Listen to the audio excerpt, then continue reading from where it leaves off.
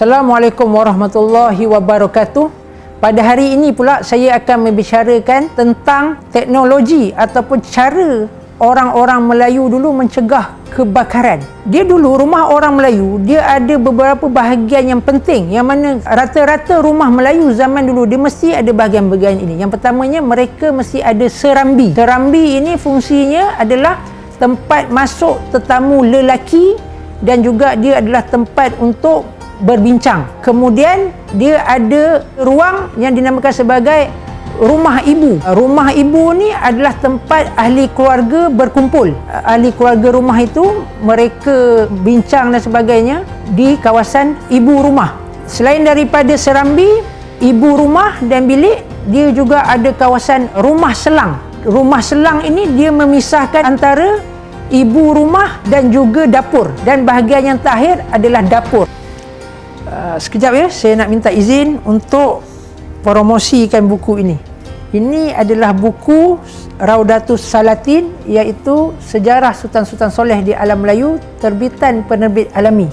Sekiranya tuan-tuan dan puan-puan ingin membeli atau mewakafkan buku ini, bolehlah berhubung dengan penerbit Alami. Sekian, terima kasih. Kalau tandas, orang Melayu zaman dulu dia akan bina terpisah daripada rumah dan dia akan bina agak jauh daripada rumah.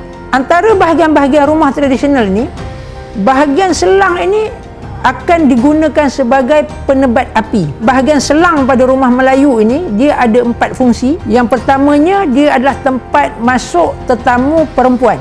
Kemudian fungsinya yang kedua adalah tempat berkumpulnya ataupun tempat berbincangnya tetamu perempuan dengan tuan rumah yang perempuan. Kemudian fungsi yang ketiga adalah tempat mandi jenazah. Dan yang keempat, fungsi rumah selang ini adalah sebagai penebat api. Dengan sebab itulah rumah selang ini selalunya dibina dengan tanpa bumbung ataupun dengan terbuka, ataupun dibumbungkan hanya sebahagian untuk tempat masuknya air hujan. Dan mereka akan menadah air hujan dengan tempayan-tempayan. Tempayan-tempayan ini akan disusun di rumah selang ini, dan air tempayan ini kegunaannya dia boleh gunakan untuk mandi jenazah, dia juga digunakan seharian untuk memasak, dan kegunaan yang lain digunakan sebagai penebat api. Dan dapur adalah kawasan yang paling senang berisiko untuk terbakar. Sebab apa? Orang Melayu dulu dia memasak guna api, dapur kayu, dan bila dapur terbakar, api hanya akan sampai ke rumah selang sahaja, kerana di rumah selang ini adanya tempayan-tempayan yang diisi air. Daripada air itu mereka boleh memadamkan api. Kalau tak sampai pada api, api itu akan